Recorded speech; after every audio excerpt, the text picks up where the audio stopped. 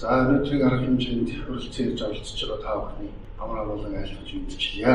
За миний ярих сэдэв бол та бүхний одоо бидний хамгийн мэддгүү сэдэв байгаа. Тэгэхээр би яагаад нэг мэддэггүй сэдэвтэй гэж зориг тодтогч өгөөл манай уралдаан зохион байгуулагч одоо ажлын хэсгийн зүгээс ер нь надад ганцхан л захиад даалгаврыг өгсөн. Тэжим ярьж өгдөг. За ер нь бол байгаль орчны тухай бид бол хангалттай ярьсан байгаа тийм. Гэхдээ сохойроо чиний жаад юм судлаад бас энэ яваад байгаа юм байна. Ер нь энэ уул уурхай байгуулсан энэ салбарын энэ хоёр салбарын одоо хоорондын алтан гагнасыг болох энэ чиглэлийн одоо шийдэл судалгаа шиг байна. Энийг танилцуулаад өгөх ийм өсөлтийн дагуу ихэд бол хэлсэн. Тэгээд нарийн алтан гагнасын тухай би сүүлд ярина. За энэ дэлгэцээр харагдаж байгаа байдлаар та бүхэн бол хэдэн 3 зураг харж байна. Өнөөдрийн бидний одоо 95 жилийн маань тохиож байгаа энэ уул уурхай салбарын анхдагч одоо налаахын одоо байдлын ямар нөхцөл байдалтай байна. За энэ 1990-ад оны эхнэр одоо ардчил зах зээлд одоо шилжсэний дараа эдийн засгийн хөгжлийн холбоотойгоор бас удаавч хөгжүүлсэн дараах хэмжээний үүдэн бий болсон. Бас нэг юм одоо хэдэн хэмжтэй гэдэг юм уу? Бас одоо юу сайн сар английн шиг тав бас мэднэ. Тэгээд энэ хамгийн сүүлийнх нь бол өөрсдөө холбоотой нөгөө одоо хэмжээтэй холбоотой бүтээн байгуулалттай холбоотой уран асуудал.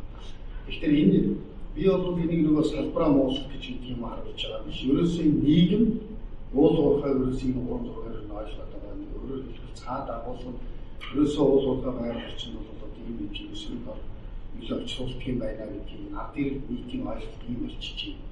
Тэгэхээр ерөөсөө одоо бидний одоо энэ өнөөдрийн хэмжээний сайд хэлбэл дээр гарч ийн ерөөсөө тулгуурлаад байгаа уран асуудлын нэг нь байгаль орчин бол ганцаараа юм байна. Тэгэхээр энийг одоо бид цааш шийдэх арга гаргачлыг ер нь яах ёстой вэ гэдэг асуудал байна.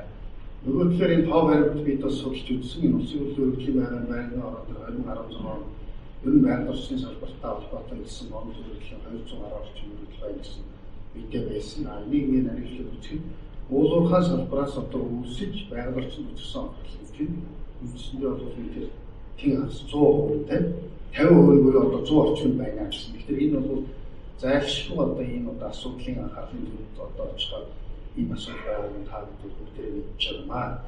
За ер нь суурь шалтгаан нь юу байгаа талаар бас жаахан судлах гэж оролцсон. Тэгээд өглөөний ихтлээс хойш бас одоо дараа одоо давтагдж ярьж байгаа асуудал бол энэ тогтолцоогийн асуудал байгаа юм байна. Энэ бол зайлшгүй одоо энэ өнөөдрийн асуудал үүсгэхэд одоо бас суурь гол шалтгаан байсан юм байна. За хоёрдугаар энэ уялдаа холбооны асуудлыг бас зайлшгүй бид бол авч үзэх хэрэгтэй байна. Хэлцэнээс тав зүгээр тавчсан байдлаар бол харж байгаа байх. За гуравдугаар хэрэгжилттэй холбоотой асуудал гэж энэ бол хариуцлага хэрэгжүүлэлт хяналттай холбоотой одоо ийм суурь үүсгэн шалтгаанууд байгаа гэж бол үзэж байгаа. За нөгөө талаар энэ ингээд яадгаа алдаа татгатаа толцсноос бас ийм болсон юм бас үгүй юм лээ. Манай байгаль орчны салбарын нэг юм энэ хөнгөлөлт хэмжээний эрх зүйн шинжилгээ сайжруулах чиглэлээр бас нэлээд ажилтдаг. Хамгийн одоо сүүлд бол 2012 он байгаль орчны багц хуулийн одоо шинжилгээг бол хийсэн.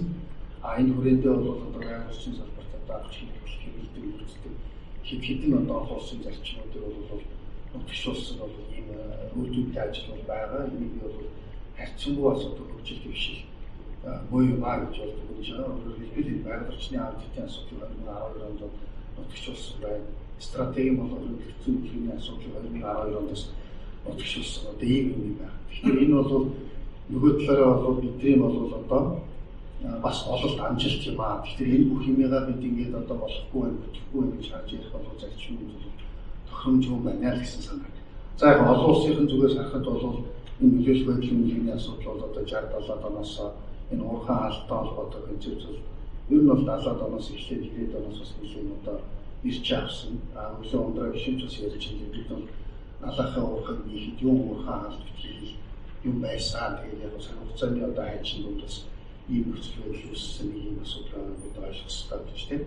Тэгэхээр ийм асуудал сайн талууд бол байгаа юм байна гэсэн ийм үйлдэл хийж байгаа. За ер нь энийг ингээд бас нарийнчлаад ингээд үзээд тэр ер нь бол энэ бид бол өнөөдрийн манай чуулганы гол агуулга бол ер нь доктортой хөгжлийн тухай бид бол ярьж байна. Тэгэхээр доктортой хөгжлийн таамаг бол мэдж байгаа нийгмийн эдийн засгийн байгаль орчны ийм одоо цогц би нэгэ төссөн тулсан уялдаагаа хандсан одоо ийм ойлголт юм аа. Тэгэхээр ер нь эндээ тулгуурлаад эдийн засгийн нийгмийн хөгжүүлэх асуудлыг цаашаа яаж авч явах ёстой юм гэхээр ерөөсөө эцсийн үр дүндээ хөндлөрөө хөлөө ийнэ гэдэг шиг байгаль орчны асуудал дээр хязгаарлагдаж байгаа юм биш.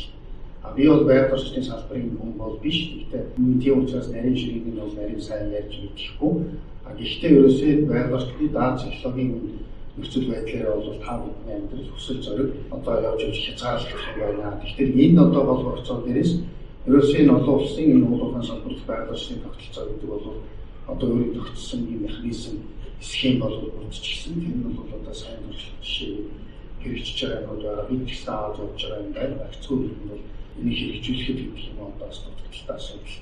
За энэ дэлгэцэн дээр та бүхэн бол мэднэ одоо энэ манай уулын үйлдвэрлэлийн үе шат бол одоо хайгуул хийхээс урдчилсан хайгуул хийхээс эхлээд одоо хаалтын дараах монитор гэдэг үгсэн мэдгүй тав хөгжлийн үе шатыг бол зайлшгүй бол давж явдаг. Тэгэхээр энэ бүхий л одоо үе шатнд бол байгаль орчны асуудал бол одоо салшгүй хэсэг юм байдаг. Одоо ийм одоо зүйл тогтол байгаа. Тэгэхээр ерөөсөө энэний одоо энэ байгаль орчны удирдлага нь өөрөө хаана юу байдвэ гэвэл яг би бол мэргэжлийн хэлхээсээ илүүтэйгээр зөвхөн байдлаар тайлбарлах гэж оролдож байгаа. Bir талаар бол байгаль орчин гэдэг том асуудал, нөгөө талаар энэ уулуурхай гэдэг том асуудал. Тэгэхээр энэ хоёр нь яаж өөр хоорондоо уялж нийцэх хэрэгтэй юм бэ? Түрүүний нэг хэлдэг алтан агнаас нь өөрөө хаана байвэ гэдэг асуудал.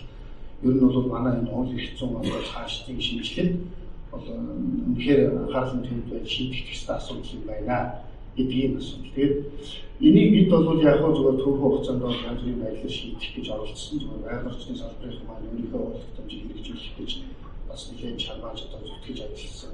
Мэргэжлийн яалтын нь одоо шаардлагаас тавьж шалгалт шалгалтаас одоо мэдээлэлчсэн ийм жишээг өгөөдлөөр бол одоо энэ ертөнцийн хуулийг би бол зориуд юм ярмаар. Энэ бол энэ байгаль орчин уулуурхай гэдэг хоёр юмыг одоо өөрөө хооронд навцлуулах гэсэн бас нэг арга хэмжээг олох гэсэн нэг юм монголчилсан арга байсан болов уу гэж.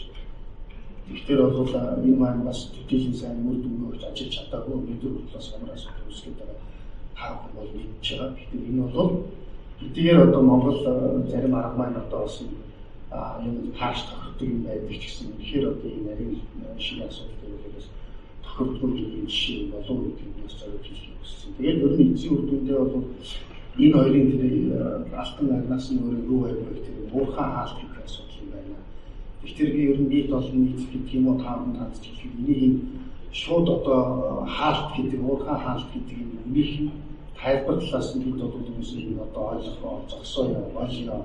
Энэ бол одоо уулуурхай байгаль орчныг одоо нийлүүлждэг харамжид юу хөвцөж сүнс ачмын ойлгох арга механизм юм байна. Тэгэхээр энэ талаас нь авч үзвэл цаашдынхаа одоо хэцүү орчинд өөрчлөлт хийж энэ уулуурхай салбар байгаль орчныгаас салбарын хөгжлийг бол авч явж явах хэрэгтэй юм байна гэдэг зүйлийг бол одоо хийж.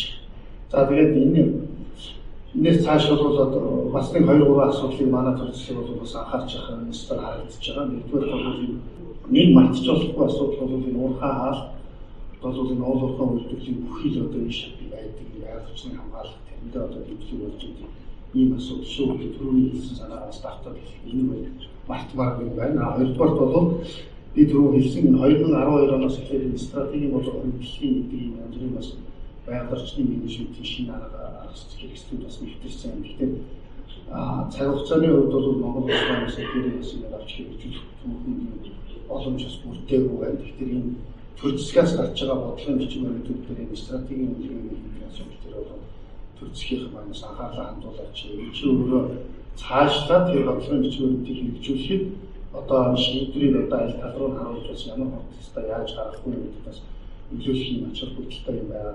За хоёрдугаар хөрөнгөлийн үнэлгээ бол бас зарчмыг бол хийх ёстой. Жишээ нь бол одоо өснөдөд таарсан тэнд одоо байгаа олон ордуудын жишээ нь нугаар гэдэг юм энэ бол зайлшгүй хэцүү хийж дараагийн одоо аргалахын авахд бас бол ашиглах ёстой юм байгаа. Энэний цаана бол нийгмийн нөлөөлөл бол давхар явж идэг. Эцсийн үр дүндээ энэ нэг ардны зөв ойлголт тэгэхээр ихэд үйлчлэгийг авах.